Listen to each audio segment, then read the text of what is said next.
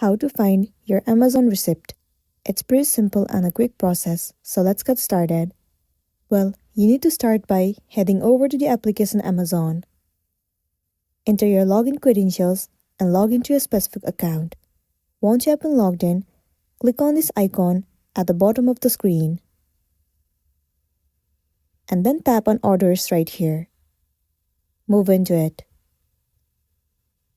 In this page, you will be able to see all of the orders that you have made on Amazon. Right now you can see that none of the product is available. It's because I haven't bought anything from here. But for you, if you have bought the product and you want a receipt, then simply move into the product.